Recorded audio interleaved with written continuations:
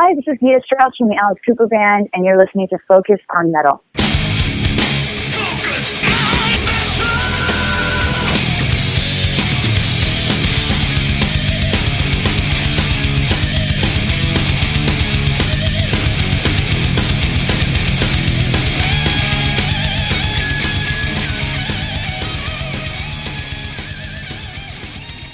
Hey, Metalheads, Scott here. And Richie. And we are once again visiting the Maiden catalog. This is fourth iteration of this one. How it all blends together. Looking back, this is actually the fifth installment of our deep dive into the Maiden studio albums. As we slowly slog through, and I think sometimes you get into these stretches where definitely the last one was kind of a slog. And this one's got a little bit of that, at least to me, that kind of aspect as well. But I think if we keep pace, we may actually finish their current catalog by the end of the year. I think we should, because I'm doing that many interviews, so it seems to be all discussion episodes these days, which I honestly don't mind. Yeah. So we finished off with Brave New World, and there are fans out there that feel that we probably should finish with Brave New World, because these albums that we're going to do tonight and the last two that we're going to finish with, they're very polarizing. A lot of fans have a love-hate relationship with them. Some absolutely love them. Yeah. Some fans, they don't hate them. It's just, yeah. Yeah. What's interesting is, and I find it's in these albums. It's a similar thing, a similar concept that I hear with the modern day Metallica stuff as well. Not so much 72 Seasons, but you definitely heard it in Death Magnetic, and you heard it in Hardwired, and they kind of got this different sound that a lot of their songs were based around. And I can't really describe it, but when I hear it, I'm like, yep, okay, that's modern day Metallica. And I feel like listening to these, that there's a lot of these songs on these albums that have that same kind of thing, where it's almost like Steve has fallen into these little like thematic things that keep coming up and up again. And granted, someone says, gee, everything that Michael Schenker does, it sounds like Michael Schenker, and he'll be like, well, yeah, so I can fucking copy myself. So, I think about that on one hand, but on the other, like, he's always done that, but this is kind of, to me, a different thing with Maiden, where I don't know if it's the method of recording, where they're jamming and Kevin's going, let's go and do it, and they just fall into these like traps, and you hear it, to me anyways, a lot with the intros, where you kind of hear this intro and go, is that the intro for this song or the intro for that song? Or is it some little outtake from a Lord of the Rings movie? Or there's just, I don't know how to describe it, but I hear these like similar harmonic content over and over again. Not every single song, but definitely the slower ones, or even some of the mid-pace ones. I hear the same kind of thing in them. And it starts really more so with these albums. Well, when they got back together for Brave New World, I think people were ecstatic about that record. And right. I think a lot of that had to do with that Bruce and Adrian were back. Yep. Right. And, people were just glad about that. Mm-hmm. And then I think that made the album to a lot of Maiden fans that didn't like the Blaze era go, holy shit, this album is fucking amazing. Right. Because it was an album that didn't have Blaze on vocals, and it had Adrian on guitar and Bruce back on vocals. And it had halfway decent album art. Yeah. And I said on the last episode that we did, a lot of Brave New World I really like, but it's actually grown up. I don't listen to it as much as I used to. Yep. And it's not an album that I'd put on now and go, holy shit, this album is amazing. It's actually gone down in my estimation, I think. Yeah, it's not one of those, like, one of those you listen to it again after 10 years and go, what the hell was I thinking? Like with Death Magnetic, where I was like, oh yeah, okay, good, new Metallica, whatever. Not that impressed. And then I let that sit for a number of years and put it back in, and it was like, wait a minute, what was I thinking? Like, there's a lot of good stuff on here. And now we go on to the next record, which is Dance of Death. Yep. Which I believe was 2003. Yeah. Okay. With a horrible cover. All right, let's start there. I think with the Maiden albums, I think we always have to talk about the album covers because their early artwork is so iconic. Yeah. This album cover is shit. And I think the band even admit to it that it's not really that good an album cover. It's like this, they fell in love with this digital art. You know what's so oddball about this? The dog. Well, to me, it's the fact that how many people actually noticed Eddie in the middle? Because everything else is so like, what the hell? That the closest thing to actual real Maiden artwork, as far as I'm concerned, is just Eddie's face inside that hood. Yeah, and you can really see it on the vinyl. Yeah, it's not you can't see it in the CD. On the CD, there's just too much going on. It's dark. Yeah, but you can really see it on the vinyl how bad it is. It's not a good Iron Maiden cover. Yeah, it's horrible. Yeah, I every time I've seen this, it's like, what are they thinking? And then it's like, and then I'll pick it up and go, oh yeah, that's right. You do have Eddie in the middle. That's right. But yeah, I never liked this cover. So what have we got on this? We got 1, 2, 3, 4, 5, 6, 7, 8. So we got an 11 song album. You're probably looking at well over an hour. Wildest Dreams was, of course, the first single. 3.5 minutes.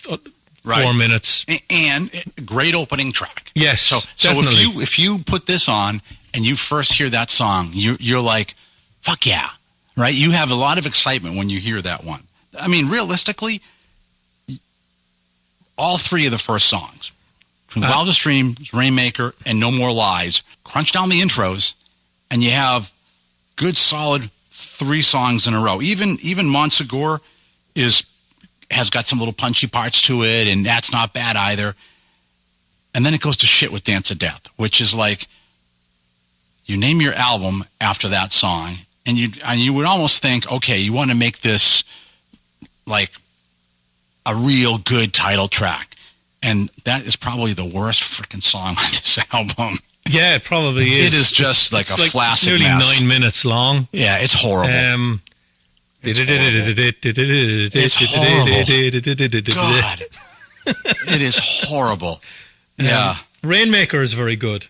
Yeah. Wildest Dreams, Adrian Smith as your singer. Yeah, I'm always same thing with Brave New World, right? It's like opens up with an Adrian song. Rainmaker actually has a Dave Murray co-write. Yeah. Which is rare. Yeah. No More Lies is Steve Harris.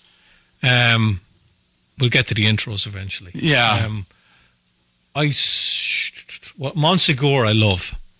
I love that song. Like I said, there's some good punchy guitar work in there. And that one there, it's like not an immediate for me, but it was like that one's one that has grown on me. But yeah, that's so you kind of have good 4, and then you hit Dance of Death, and then even Gates of Tomorrow. Gates of Tomorrow is bitching there. It's like, it's what okay. the hell, right? It's not crap. And then they did do the good traditional thing though, because then you start the B-side with New Frontier. Nick or co-write. I think it's his first co-write. Which is another good song. It is a very good song. So when you talk about these, trackside openers, they did really well on this album, right? Yeah. But then after that, Passchendaele. Tremendous. I hate it. Tremendous song. I hate it. Adrian Smith decides to try and write the epic. Yeah. I saw the tour and they played this live. It was fucking amazing. Now, what I will say is I looked at that name and I'm already biased about the song. I look at the name, I look at the length and go, oh, fuck me. So I will say, though, the song didn't end up being as bad as I expected it to be. I still don't like it. Okay. It's the 2 long songs you don't like on this record, then. I don't like because they're the 2 longest, the title track and this. Face in the Sand I really like. Yeah. It was very punchy. Uh-huh. I think Nico's got the double bass drums on that and that's rare. Yep. Age of Innocence is a pretty good song. Journeyman is a big time departure for the band. And that's like They played that live when I saw them too. They could have just left that off and made a Well- 10-song album. Well, I don't mind it. I don't mind the departure with this Yeah. song on this record. I think the song is pretty well written. I think the other part that probably plays an important part here, right, is that for anyone who hasn't listened to the first three on here, is that our two different entries into Maiden are markedly different. Because I come in at the beginning, and I mean, you discovered him with Power Slave or Somewhere in Time. but you initially did it as with Live After Death, didn't you? Yeah. Right, It was Live After Death. And then Power your Slave, first studio one Somewhere was, in Time. Yeah. So you're a little bit. So some of this kind of progressive stuff has already started to creep in on those albums. Some. Yeah. They're still more straightforward and punchy. They are. Yes. But these ones are not. Yes. But I think you've got probably a little bit more tolerance to some of this, and I'm just spitballing, but just based upon kind of this ingrained expectation of Maiden. Yeah, well, Maiden, when I got into them, they were doing Rime of the Ancient Mariner. Then you had Alexander the Great. Yeah. Then you had Seventh Son. And then they went back to basics with No Prayer. But they were doing the epic tracks on the earlier studio Right. albums. They just weren't doing as fucking many of them as they are on these ones. And so then you look at that, like there's a seed there, right? So even though I like Seventh Son of a Seventh Son, that's one of these songs that, and you hear that thematic thing get repeated on at least one song on every one of these albums too, where you almost could, it's almost like Bruce could be singing that, whirling around in circles. No, do you know what it is? And it's interesting you brought that up because I was going to bring it up later on. There's nearly always one song on all these records that has the title of the song, and all he says is the title of the song as the chorus over and over again. No more lies, no more lies, no more lies, no more lies. Right. Seventh son of a seventh son, seventh son of seventh son, seventh son of seventh son, seventh son. Yeah, but there's also this, I don't know how to describe it, this like dervish mentality of this, and probably what you just described adds to it, but it's this very like just whirring circular thing, and it's like, oh my God, really? And yeah, that's probably the seed of it is Seventh Son. I love Seventh Son. Yeah, I know you do. I said, I like that when I'm like, okay, I get it. Then you kind of hear like reprisals of it and go, all right, I'm not getting it so much. Did you catch the Dance of Death tour? I don't remember catching that. I saw it in Dublin, and Yeah. I can't for the life of me remember who was supporting. I was probably in the bar, or it was someone I just didn't have any interest in. I don't think it was someone like Lauren Harris or something I'd like have that. to actually I think that was look later. back to, I think she would have been too young. Yeah. I know she did support them on Maiden on later tours. I'd have to look back and see where they were here, because they were probably somewhere really small. Because you got to figure Even after that. Brave New World? Well, you got to figure that Matter of Life and Death, they played the Agganis Arena at Boston College. Okay. I shit you not. Okay. Yeah. So I don't even remember where they would have played on this tour. Okay. Okay. Crap album cover. Yeah. Some great songs on it. One or two I'm not really a huge fan of, but some good overall sequencing, and I'm sure they probably had a lot of discussions about this, about how do you put some of the, what do you want to do with all the plotters. But I love that they carried the tradition on of that really just like ear grabbing for a song on each track. I just, that was always something that just I loved about sequencing, and at least they hit that here. And initially, yeah, you put this on and you listen to those first four songs and you think you're going to be in for one hell of an album. And then you kind of go down a little bit of a whirlwind. When you heard this for the first or second time, did you say, yeah, that's where I knew Maiden were going to go after Brave New World, the direction they were going to take? Or did anything on this shock you? Maybe the last track probably shocked you. So I was probably thinking more of, not so much what the fuck are the long songs, but why do we have like so many slow ones when you like you clearly can still write some of these barn burners, shorter songs that sound really good, and yet you're kind of it's almost like there's a tug of war going on here with what direction. And Steve wins. He does. Well, he always wins. That's the rhyme of the ancient Ari, right? Yeah, yeah. And of course, if people were jumping up and down, oh, Kevin Shirley, don't like the sound on his records. They brought him back, and it sounds a lot like Brave New World to me. Yeah, and Kevin's got a certain sound, and it's not Martin. It's very live sounding. It is, and I mean, even on here, you know, you have you hear it. I think more on this one where you do hear like some jammy stuff that happens at the end that's just kind of left in there, as opposed to a fade or a cut and stuff, and that's cool to hear. And you're like, okay, yeah, that's Kevin. Yeah, and so you're kind of capturing that studio vibe, which is cool. Mm. And again, co-writes all spread around on it. Nice to see Dave and especially Nico get their co-writes in. Yep, the Rare Murray. I prefer this record to Brave New World. Okay, so we move on to A Matter of Life and Death, which is, what is that, 2006? 6 or 7. I think it's 6. We researched this well, didn't we? We can't even remember the year they came out. But I don't know. Can't freaking see it. Yeah, our eyes aren't what they used to be. My eyes are shot. But I love the cover. Yeah, you know, and the thing is, this cover actually, because I got this on CD, and this was one where I was actually like, I knew beforehand it was coming out. I was looking forward to it. Like maybe they would do more of some of the songs they did on the prior one. But I remember seeing this on the CD and like going, oh, that cover looks really, really cool. And I actually like it even better on the vinyl. Yeah. It's a lot better cover than Dance of Death. Yeah, for sure. Absolutely. And of course, the war theme, which I think goes through nearly all the record, it matches that. Yep. I've always really liked the pictures on the inside of the record. It's got like a blue hue. Yep. Just a little bit different to Dance of Death, which is very colourful. Right. These are like very stark. Yep. You know, basic. Yeah, which kind of gives it. Yeah, it's the whole album cover art has this kind of very austere, kind of a downplayed thing. Kind of a dark, dense. Yeah, which is cool. Yeah. I think this album's an absolute masterpiece. It is easily my favourite record they've done since Bruce came back. Really? Easily. Yeah. When I heard this the first few times, I was like, oh, fuck yeah. Huh. Just consistently brilliant. I mean, I Different World, I was like, great. These colors don't run.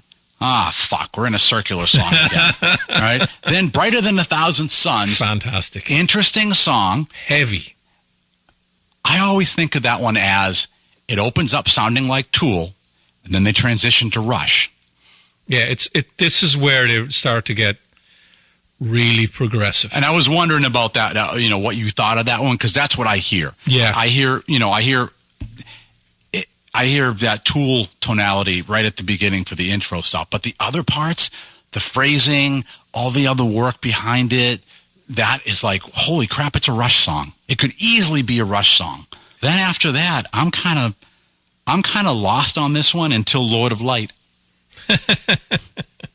See, that's interesting. We both different opinions on this. Like, I think about half this record is Smith, Harris, Dickinson co-writes. Mm-hmm. I think Steve has only got one song on his own, and that's For the Greater Good of God. Brighter Than a Thousand Suns, I love. Different World is your single. It's your 4.5 minute, punchy, up tempo, good rocker. Opener. Very opener. happy with that. The Longest Day, I think, is fantastic. I just love the way some of these songs are constructed, the way they build and build and build, and they don't really go way off. Yeah, that the later albums go, where they go, all right, we throw in this bit and then we'll change the tempo here and then we'll bring it back, keyboard, acoustic guitar and all that. And some of that, and some of this may be that something like that, Longest Day, right? What's that, 7 minutes? Yeah.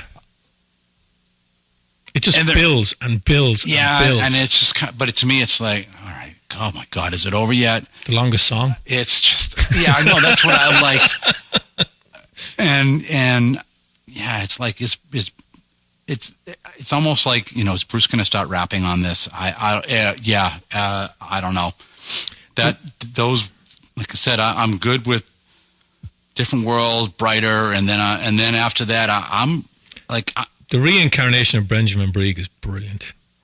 Murray Harris, I think it's a fabulous song. That was a single as well. And it's about 8 minutes long. I've gone back and forth on that, where it's been like, oh yeah, that's a pretty cool song, but then I've gone to, no, it's too fucking slow. And the legacy, I think, is excellent as well. I don't have any issues with anything on this record, none. And I had issues on the one before. Right. I don't know. It's just this album I just think is brilliant. Yeah. And I remember I was an avid reader of classic rock. I was a subscriber. Mm-hmm. Where was I living at the time? I was still in Ireland. And this was their album of the year. Wow. Yeah, when it came out, they raved about it. And then at the end of the year, with all those albums that came out, they said, yep, this is still the best album of the year. Interesting. Yeah. And again, with this one too, there's really, they continue on with the intros, like the unnecessary intros. Yeah. Not as bad as the next album. Yeah, well, we'll get to that. But I just remember that that was one of the things, was just the intros. And almost, and some of them, in some cases, it was almost like a gratuitous intro, where it's like, okay, well, I'm going to just take the needle, I'm going to skip over the intro. There's the song. And in a lot of cases, they're not even, it's almost like what Sabbath used to do when they had to put like an extra song in an album. So they'd do a little instrumental part and tack it on the front of a song. But it had nothing to do with the song. It's like Kevin Shirley recorded the band playing everything and then said, right, we just put everything on the vinyl. Yeah. I can see if, you have an intro thing that is like, oh yeah, it's memorable because that like relates to the song and it goes back in, but you don't really see that. You might see this big long intro and then a little snippet of that happens at the end as the outro as well. And Bruce kind of does his wispy little voice thing at the end, and then the little snippet comes in and it's done. And it starts on this one, what they're doing that. Yeah, it starts on it, but I think it definitely becomes more prevalent later on. Oh, yeah, it definitely is. Now, of course, they pissed off a lot of fans touring this because they decided to play the whole fucking thing. And some fans went fucking ballistic because they had to sit, if they had to sit through all of this, they might like some of it and not other parts of it. Right. And then you get your 3 or 4 classics at the end. This was the album. I'm glad you reminded me on this too. This was that dividing line album where basically after that they came back with, okay, fine, we're going to start doing a tour for the album. Then the next tour will be your classic greatest hits, whatever you want to call it. But they never played a whole record again after this. No, but they did. The albums were too long. But they did do more of a, hey, we're going to concentrate on this, and you'll get your others. And I think now the last 2, they've kind of backed off on that. Obviously, Legacy is kind of your greatest hits one, right? But even when they were touring prior to that one, the tour before that, Book of Souls, there was still more of the other songs. I mean, granted, you've got whatever the hell that big ass long song is on Book of Souls, Red and the Black. Yeah. Or Emperor of the Clouds. Yes, yeah, Emperor of the Clouds. They can never do that live. They said that. It's about 20 minutes. So you can't. So you have these like bigger, longer songs and things like that. But they did still concentrate a lot on the shit that everybody knew. So they kind of backed off of it a little bit. But yeah, this is where they were kind of like, okay, look, we're going to do this. Then we're going to go and do, kind of the greatest hits, and we'll bring back some old staging, and we'll do, that's when they started doing all that. It started with this one. They didn't play Dublin on this tour. I've never seen them do any. Have I ever seen them do any of these songs live? I have not. And so, as much as I love the record, I never saw them do any of it live because they literally played the whole thing on that tour and then hardly played any of it ever again. I remember too, another buddy of mine who was really big into Maiden too. Started at about the same time I did, and I can remember him saying, oh, they're going to come around. I'm like, yeah, they're playing the Aganis. And he was like, the fuck's the Aganis? And then I told him, and he's like, and it's their ice hockey rink. So you're looking at 6,000? I don't know if it's even that much. Okay. And he was like, what the fuck? Are you kidding me? And he was stunned. And I think probably now with Boston Calling, they might have used that for that. But I don't ever remember like bands even playing in that thing. It's like, it was, what the fuck? I just remember the band announcing before the tour that they were playing the whole album live. So everyone knew. Yeah. And you had a choice whether to go or not to go. Yeah. And then people who went still bitched. And I'm like, yeah, but you knew they were going to play the whole record. Right. They explained that they were going to do it. And they explained why they were going to do it, because they were really proud of the songs. Yeah. And they wanted to play the whole thing because they felt that it had to be played as a whole. Right. To get the whole experience. Now, some fans are like, fuck that. I want to hear The Trooper and fucking Ratchild. Yeah. But hey, if you know ahead of time, then don't bitch. Don't go. You can bitch, but just don't go. Yeah, don't go and then bitch. It's like you already knew they weren't going to fucking play a lot of the stuff you wanted to hear. I mean, it's funny, right? So we were... we're talking before we started recording about going out to the Last in Line show, and it was my turn to attract weirdos. And there was one guy that came up to me, and he was in the bag, and he was like, and they were playing one of the songs off of Jericho, and he was like, "What's this shit? Like, where's Holy Diver?" Where he starts listing all these Dio songs, and I'm like, dude. These guys have 3 albums of original material. He's like, what? I'm like, yes, they started as they're the Dio band. They are the original Dio band. And one of them died. Yeah. Jimmy couldn't help that, right? 2 of them died. Jimmy, what I'm saying is one of them died. Yeah. Jimmy died. Yeah. He was in the band. But I'm like, dude, you should be respecting the fact that they're not just treading on what they did. They're putting out new, good music. I'm like, come on, admit it. The songs that you don't know, they're pretty fucking good. And he's like, yeah, you're right. I'm like, then enjoy all of it. I'm like, go up to the merch booth. So they've got other albums up there. Go wait for Dio Disciples to come grab them. And then go get your Dio fix. But then after that, he was like, yeah. And he kind of gave me the fist bump. And he's like, thanks, man. And he walked. But it was like. And you went, I never want to see you again for the rest of my life.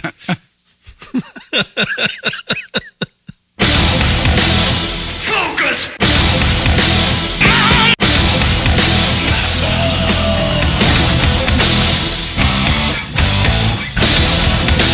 All right. I don't know if should we maybe do like a 37-minute intro before we start discussing this album? No. Final Frontier. What year was this one, Scott? 2010. Right. I'm still living in Dublin at the time, right? Yeah. Fucking album cover is awful. I don't like it, okay? Terrible. So for a long time, this is the version I had. Yeah. Came in a little metal box. Yeah. Till I got the vinyl. And it actually looks darker and looks kind of cool there. But this is definitely, I mean, I do like some of the stuff they brought back thematically, where they kind of have the little skull guy. Yeah. It's like the, 2001 version of the little skull guy from the prior album and stuff. So I like the fact that thematically on the cover, they did some of those little somewhere in time Easter egg stuff where you have to kind of look for it, which is cool. Not that there's a shitload of it, but it is always cool to kind of look at that and see what you can see on it. But this album cover, I know when it came out, there was a lot of people who were like, what got rejected if this was the cover? I just think it's awful. Well, you got all kinds of samples of it. Well, even the ones on the inside aren't great either. No, they're not.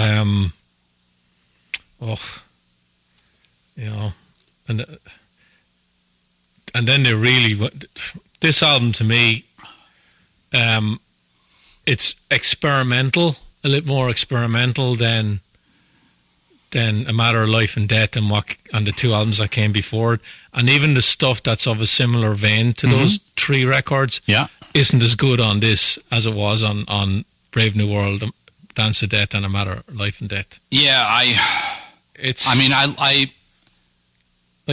let's talk about like that Satellite 15, The Final Frontier. So at least they name the damn intro something else. It's 3 minutes of nothing. It's nothing. I know. It's like what I compare that to as being pointless is the monks in the beginning of Sign of the Cross that goes on for a couple of minutes. It's like, why? Yeah. What is this? It's like, okay, we're going to try some new stuff on a new record, and you look at the Wicker Man as track 1, and then you look at Wildest Dreams track 1, Different Light track 1, boom, Maiden, 4.5 minute single. Here you go. Yeah. And then this comes on, and it's like, what the fuck? Yeah. Yeah, this is where at least the prior two had an engaging opener. And this one, I was like, okay, so it's going to be a long intro. Holy fuck, how long is this thing? And then you think, okay, maybe it'll be fast once it kicks in, and it's a different track. It's like it's not happening. So at least track 2, which I think is a single, wasn't it? I'm not done. I'm not done with track 1. Okay. This is again. They're not either. They're still playing. So again, The Final Frontier. Yeah. The chorus goes, The Final Frontier, The Final Frontier, The Final Frontier, The Final Frontier.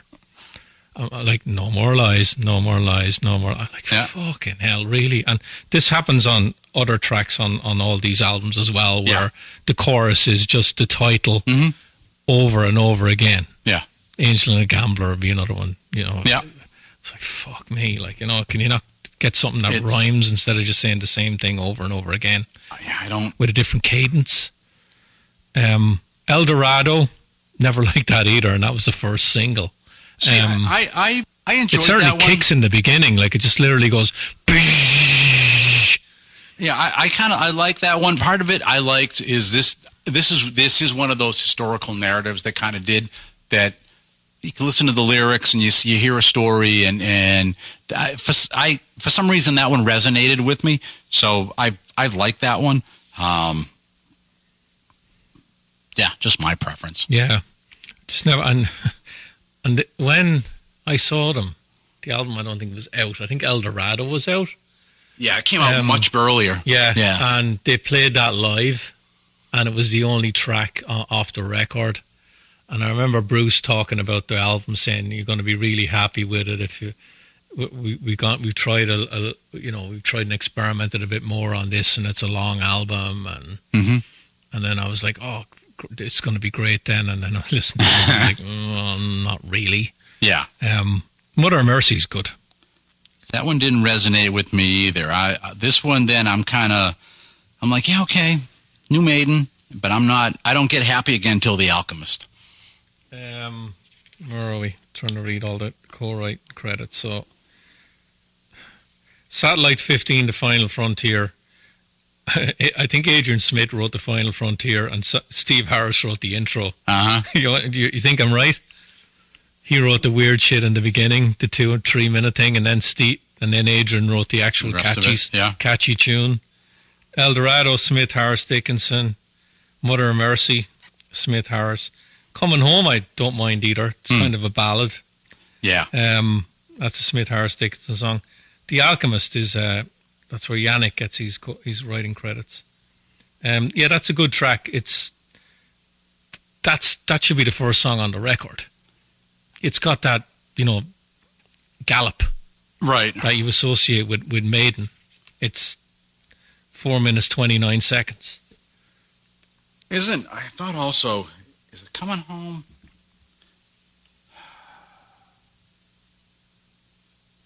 I think it is. Isn't Coming Home also the one that you could mistake that for Dust in the Wind? I don't know. If you're asking me like what keys are written in and all that shit, I have no idea. Yeah, I think that's the one that sounds like Kansas. Yeah. So the first half of the album is a bit hit or miss for me. Yeah. And then we get into the second half. And this is where they really push the envelope with song lengths and intros and shit. Like the Isle of Avalon is 9 minutes long. It's an Agent Smith, Steve Harris track. To me, it just never goes anywhere. It starts off really well, and parts of it to me sound like Bruce is really straining singing. Yeah. Bits of it. Yeah, everything on the tail end of this album just leaves me cold. Yeah, it's... And again, this song starts off really well, and it's kind of we'll glue this bit to this bit. Yeah, there's some little to this like, bit, and it doesn't that's flow. a good point, because there's some spots where you go, that's a gnarly guitar tone that's happening there. That really cool crunch, and you're like, wow, and then it changes, and you're like, oh, all right, well, that passed. That track just doesn't do anything. And I listened to these records the last couple of days, and I got to the Isle of Avalon, and I'm like, it still does nothing for me. Starblind's very good. But that's... Who wrote Starblind? Let me think. Smith, Harris, Dickinson. So you're looking at Isle of Avalon's 9 minutes. Starblind is 7 minutes, 48 seconds. That's kind of up-tempo. Yeah. It's just... I think it's a very good song. And then The Talisman is 9 minutes long. That's Smith and Harris. And that's where you start to get is this one got the acoustic intro? Or is this the one with the bass intro? Or is this the one with the keyboard intro with the bass? Right. That's 2 minutes long. And the last three tracks are all fucking guilty of that. Oh, yeah. I mean, the Wild Wind Blows is 11 minutes. Yeah. And the thing, too, I mean, it's not... You can really hear I want to be progressive on these, which I think lends also to the, which song has which part in it and which song am I listening to. They're not, and I should say that they're not bad songs. They're just not good Maiden songs. What I find with this record, especially on the back half, I could listen to those songs 4 or 5 times, and then if someone asked me, what do they go like? What do they... Can you hum some of it? Yeah, there's no hook. I can't. Yeah. They just don't stick with me. Right. And that's part of what happens with a lot of progressive stuff, too. I think what you get on the last 4 songs, especially the last 3, is you have your intro that should have been edited by at least a minute. You have a chorus that actually isn't a chorus. It's a pre-chorus, because you actually get the real chorus after 2 more verses, and then it goes back to the pre, and you're like, fucking hell, this is all over the place. And then you have it's coming up to the solo, so now they slow it down to half pace, and then you get the riff comes in, and then the solos come in. Yeah. So it's like it's a bit of a song here, and then a bit here, slow it down here, a bit here, riff here, and it's like it's all the fucking same. Yeah, and there's no hooks. No, and that's no. And it may be that's kind of what Steve wanted, to be progressive. Maybe put The Alchemist in the middle of them. Yeah, and then I might have gone, okay, that's it's more digestible that way. Here's the song that's more instant in the middle of these epics, and all you have is epic, epic, epic, long intro, outro, spoken word outro, which you alluded to earlier on, which you'll definitely see on the Book of Souls, and even Senjutsu. But part of me feels like the band they went too far with this one. Yeah. It's not crap, but there's some songs on this that I love, but there's others I'm like, even, and they say with progressive music, you have to keep listening to it, and eventually you'll get it. This album is fucking 13 years old, and there's some songs on this that I've tried, and they're Iron Maiden. I love Maiden. Yep. So I probably tried 10 times harder on an album like this from Maiden than I would on a generic band I didn't know to get it, and I still don't get it. Yeah. Some of these, I just don't. Like, I put on When the Wind Blows tonight when I was driving down here, and I'm like, oh, really? It goes on and on and on. Right. And the thing, I mean, I should point out, too, like, with everything you just said, like, you're a big Dream Theater fan. Yeah, but even with them, they have songs or albums that I'm like, there's certain albums with them that I love. But it's the fact that you listen to other. It's not like you're not used to listening to anything with the progressive leaning. No, my favorite band is Rush. Yes. And Yes.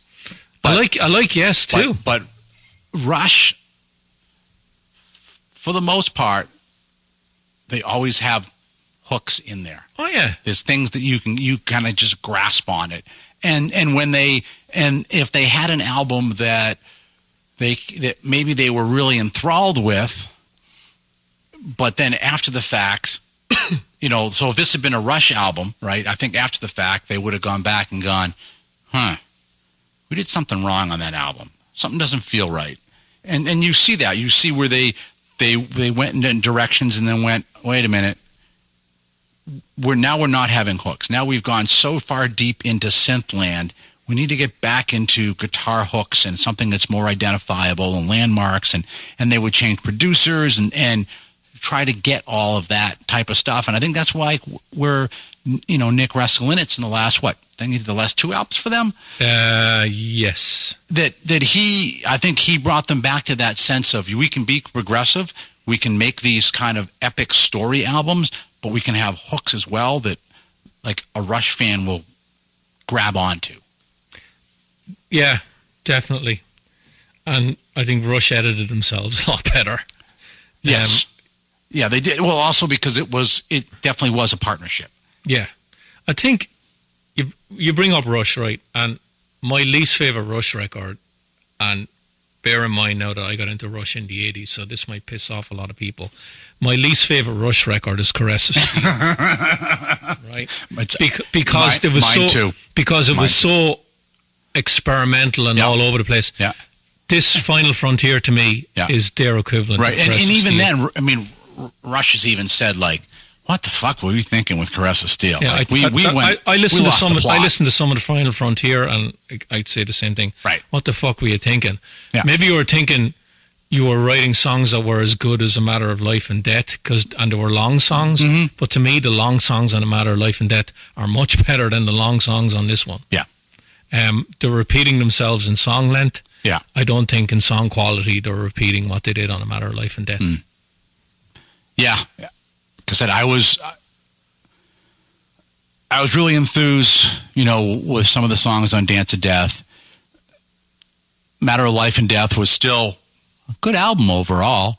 There's still some exciting stuff on there, and then you see this is coming out, and they've had a couple years, and you got to which direction are they going to go in? Maybe they'll have some more short ones, and they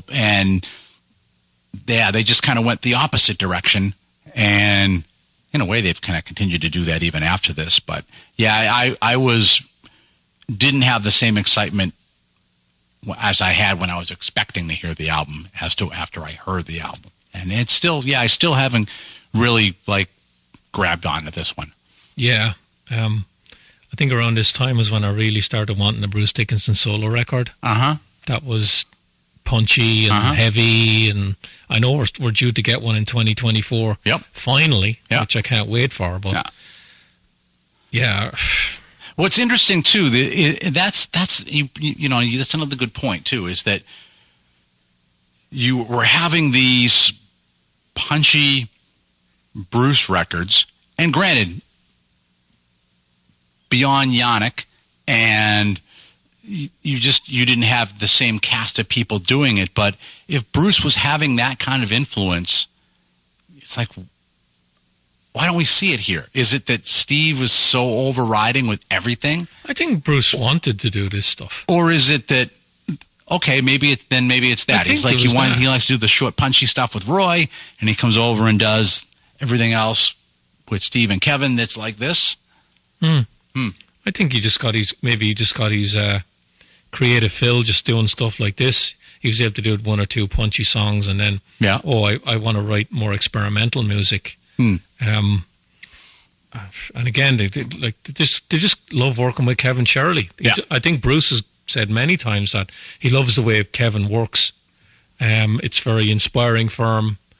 loves the fact that he records the band live. They're all in the same studio, working together. That they write quickly and then they go in and record what they've written. I mean, they're optimal players, so they can do the live thing, and they are so much into each other's heads as well. So, it does work out well. Kevin's got a pretty unique workflow as well, and it does force a commitment as you're playing to be like, yep, nope, that's the part we're going with.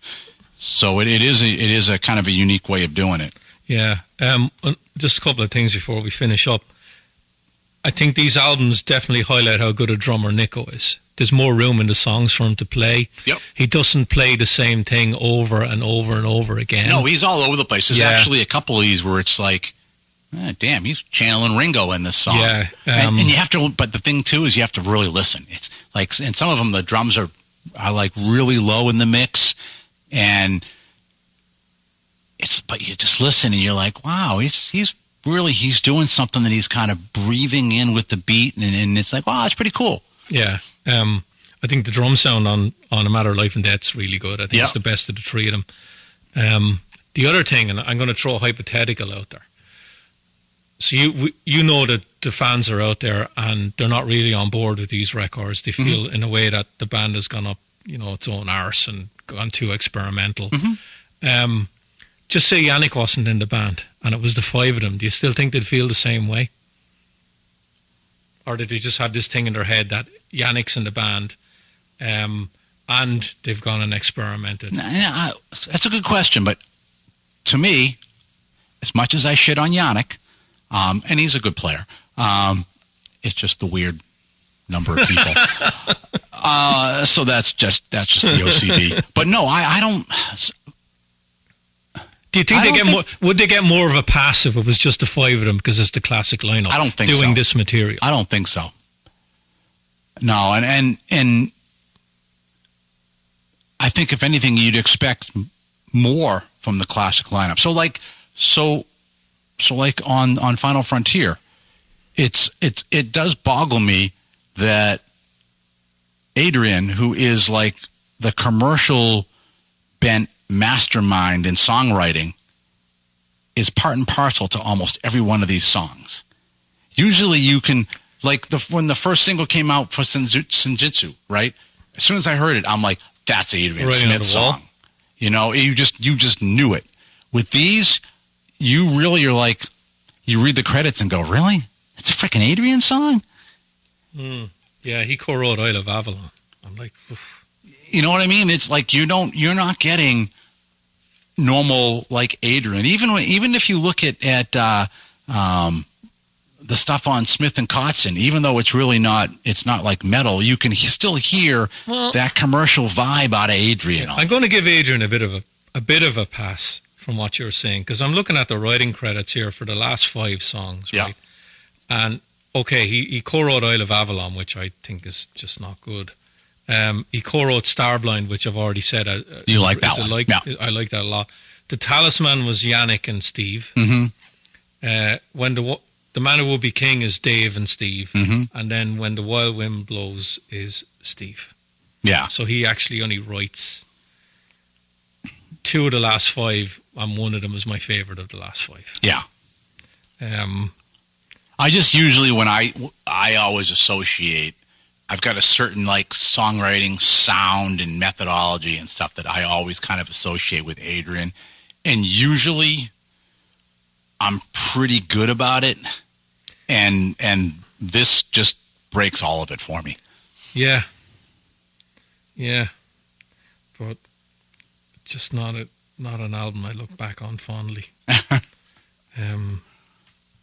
I think it's the way the band built it up. I had high hopes for it, and I think because the album before, The Matter of Life and Death, I absolutely loved. Yeah. And this one was just, really, some of it's good. And this is the Kiss unmasked of the Iron Maiden catalog. Are we just going to, is that all we're going to do, is we're going to pick other bands' worst albums and say this is their version of that? This is their Elder. Oh, yeah. Shit, I forgot about the Elder. I like the Elder. I have to be in a certain mood to listen to it, but I don't mind one album like that. I remember that one when I was on the radio and pulling that out of the stack and being like, oh, wow, this one slipped by me. Because I was a huge Kiss fan growing up. And I put that on, and it was like, oh, that's why this went by me. And then I'm looking, and it's like, Bob Ezrin? Really? What the fuck happened? I think he was coked out of his head when he was doing it. You would think with all the coke, it'd be a little more energetic, right? But the Elder. Eric, welcome to Kiss. We're going to do a concept record called The Elder. Yeah. It's like, what was the first record Jimmy DeGrasse did with Megadeth? Let's do Risk. Yeah. But, you come out of Brave New World, you think you got some, like, okay, maybe we got something happening here. Dance to Death, I think, for me, starts to be not a barn burner, but it was at least kind of, a new hope. And then, it just, I know for you really love A Matter of Life and Death. Brilliant. It wasn't that fabulous album. Big epic for me. And then, Final Frontier still puzzles me to this day. But that's the thing with these records. There are certain people who are listening to this, they're going to go, what the fuck are you talking about? Final Frontier is a fucking masterpiece. Yeah. And good for you. Yeah. You love it. Yep. Good for you. I don't. Yep. That's like there's millions of people out there that like some of this rap stuff. We've already talked about these records tonight, and there's albums I think are great. Yep. And you don't. Right. That's the whole point in doing Exactly. this. It'd be a fucking boring world if I went, that's great. Oh, yeah, that's great. You're not a true fan if you don't like that. I'm like, oh, my God, really? Yeah. Don't get me started on this true fan bullshit. Yeah. Right, so we got 2 more to do. 2 more. Unless they, I don't know, maybe they're going to come out with another album for Christmas, you never know. Maybe we'll talk about, I think what we might throw in there is we'll listen to a couple of their more recent live albums. Uh-huh. I know there's a Rock in Rio, and there's, I think nearly every tour, they nearly do a live video or a live album there. And we might maybe discuss what our thoughts on those. Flight 666 and... Yeah. Maybe we could pick up a couple of highlight non-studio ones. Yeah. Yeah. Maybe Bruce's album will be up by the time we do the next one of these. But when we're recording this, I believe the band are in Mexico. They're on tour somewhere. They are on tour. Or are they in Canada? I thought they were still in Canada. Oh, is it Canada? Unless they just finished Canada, but yeah. Okay. So they're in Canada, and I believe the set is more or less the same. There's nothing that polarizes fans in metal more than a set list for Iron Maiden. Yep. But, I mean, they've got a pretty damn big freaking catalog, too. And, again, I even though I might like, a lot of the older stuff, I can't begrudge them of pull out a new song and play it because, shit, they've been doing this for so long, and... Depends which song. I'm sure they enjoy, playing something different, and if it really gets to me, I go get a beer or go take a whiz or whatever. Don't go. But I like most of the stuff, so it's... A band on that level, playing the venues that they're playing, they can't change the set list. I know Metallica do it, and they're able. I don't know how they're able to do it, and other bands aren't. Maybe you have an answer to that. Well, part of it is, at least for Maiden, so you mentioned about doing videos and things like that. A lot of the ones for Maiden too, it's the case of they're wearing the same clothes every single night for recording videos. Is that why they're doing it? It's that simple. So you can switch out night for night. You can do all of that stuff, and so there's a lot of that. There's that look. There's a lot of tightly controlled with effects and pyro and things like that. And a band like Metallica, they can switch out because they don't have a lot of blow up things happening and planes flying across and things like that. They've got if they're going to play One, okay, they've got the stuff that goes on the video screen behind him and stuff. But if they want to throw something else in there afterwards, they've got a crew that's competent enough that they can ad-lib lights and shit and go for it. And so they're able to do that. But Maiden's crew have been with them since day one. You think you're not going to get a more well-oiled machine than them. Yeah, but they have a very tight production. That's the thing. Just like Kiss. Kiss isn't going to all of a sudden decide that they're going to break out Torpedo Girl in the middle of a set. You think Maiden they're more of a visual band than Metallica? Yes. Okay. Yeah, they have that, all of that. With Eddie and... Yeah, Metallica's very... They have a theme, they have a stage, but it's stark. So it's the album cover.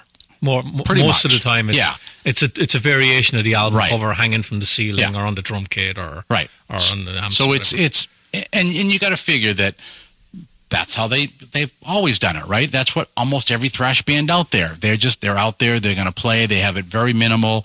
Maiden, I mean, even when they were playing... You pissed off half our audience now by saying Metallica are a trash band. They haven't been a trash band since Cliff died. But Maiden, I mean, they've been doing, having the bleeding Eddie head since freaking club days, right? So they've always been adding these type of things in there. Yeah, I know. Want to throw a curveball in at the end? Okay. Right. Have you seen anything in the U2 show doing the Sphere in Las Vegas? No. Okay. Overwhelming is how I'd describe it. Oh, yeah? It's the band are right in front of you, and all you're doing is looking at everything around you. I'm sure it's fantastic to be at. Yeah. But my God, it's just, it's like going to see the best visual show you've ever seen. Yeah. That's normally just right behind the stage or on the stage, all around you. Oh. And of course, everyone's cell phones. Oh, fuck that. Yeah, fuck that. Yeah. Would I like to see a metal band do something like that? Who would I like to see do it? I don't know. At this stage of my life, I just want to see the band. I like to watch the band. Their songs. I like to watch the band. I mean, just going out last in line. I'd take my phone out. At one point, Nikki was like, hey, you want me to go, snap a couple pictures? And I'm like, yeah, if you want to, that'd be awesome. She's like, yeah, okay. And she can get up front, no problem. Mm-hmm. And so she's like, yeah, you just watch the band. I'll just take a couple pictures. I never take my phone out. Never. She does it all the time for me. Because I don't videotape anything, whatever. If it's pictures, she's done the pictures for us. And I just want to watch the band. Yeah. Yeah. But there are, plenty of people that were at the show that, every time they played a Dio song, cameras are above the head. And it's like, really? You got a live band in front of you. It's going to sound like shit. And even if you put it on YouTube, you're going to have 6 views. Yeah. And 5 of them will be your brothers and sisters and you again. I'm there to watch the band. And I'm grateful I have somebody with me that's willing to go, yeah, I'll go take a couple pictures for you. You do your thing. Awesome. Yeah. There's been concerts in the past, when I look back on it now, where, you couldn't get the cameras in. Years and years ago, you could, but it was fucking hard to do it. And you'd love pictures of that. And that's where the likes of Bill Hale and Ross Halford and all these guys, that's those ones special. It's their bread and butter now that they were able to be at those shows. Right. Or, what's the name of the fucking guy we had on? Mark Weiss? No, other than him. The last photographer we had on, his name will come to me. Shit, I spoke to him about photographing Schenker and Randy Rhoads, and oh my God, is it Bill? Oh fuck. Anyway, you can edit it and put it in. So the photographer in question that I let Richie kind of stumble through, and he's right. Yeah, here I am. I'm going to edit it in post. Is photographer Bill O'Leary. And you can hear everything Bill talked about in 2 episodes, episode 546 and 547. So go to focusonmetalpod.com, look that up. It's back in August, I think, of 2022, and listen to all the good stories from Bill O'Leary. But I spoke to him for 2 days in a row about all the bands he'd photographed. Yeah. And he used to sneak cameras in, and then eventually he got the clearance to do it properly. And he photographed Rush and fucking Randy and Eddie Van Halen and all that. And these are the guys who bring out the books and they have the shots and all that. Yeah. And you're thinking, fuck, I would have loved. I'm not saying I would have been able to get photos like that, Right. but I would have loved to take some photographs at shows I was at years ago. Right. I don't really have a desire to do that now at all. Yeah. Again, I'm like you. I just want to stand there, watch the band. Yeah, I mean, think about when we went and saw Glenn Hughes, and that fucking guy in front of us that was, wanker. oh my God, he's playing Burn, and he's watched the whole song through his frickin' cell phone. Wanker. Like, are you kidding me? Yeah, yeah. Or I was at a show a few years ago, and some girl got a fucking iPad out and put it in front of her. You told me that, yeah. Right? And I'm thinking, you inconsiderate bitch. Yeah. There's people standing behind me. Right. And you have a fucking iPad over your head. Yeah. Taping the guy, Yeah. taking pictures or video of the guy. I'm not giving a fuck about you're blocking the view of the people behind. Right. Yeah. I'm like, a fucking iPad. Yeah, it's ridiculous. I'm there to watch the show. Yeah. That's what I want to do. Yeah. But that's when the security goes over and says, you, Yeah. fuck off. Yeah. Get out of here. Yeah. You had the last Satriani show we went to, there was people that were like doing live streaming on their Facebook the show. Like, are you kidding me? When you get bands like Dream Theater and the likes of Satriani and all that, all the shit hot musicians, all the guys are interested. They'll zoom in, show me your fingers. What are your fingers doing on the fretboard? I'm just going to watch that for fucking 2.5 hours, John Petrucci. That's all I'm fixated on. Don't give a fuck about the songs or anything else. Oh my God, you're bowing down in front of them and all that. I'm like, what the fuck are you doing? Yeah, no, I'm there for the show. It's like going to church. Just You like just get one of these instructional videos and zoom in on that at home. Exactly. Yeah. Yeah. What are we talking about? All right, we went down a fucking rabbit hole. Anyways, all right. Well, so we will try to get to the last one before the end of the year. We will, because we'll have nothing else. Yeah. Well, you never know. Shit pops up. Right? Shit pops up. All right, but I think that'll do it for this week. Yep. Stick a fork in it. This Maiden puppy is done. So, for myself and Richie, until we talk to you again next week, have yourself a great metal week, and remember, Focus on metal. Everything else is insignificant.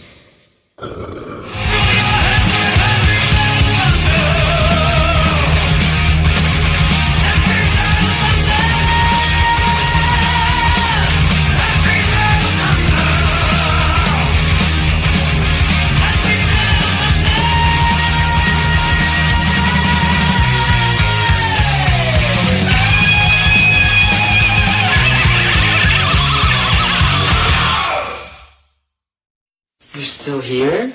It's over. Go home.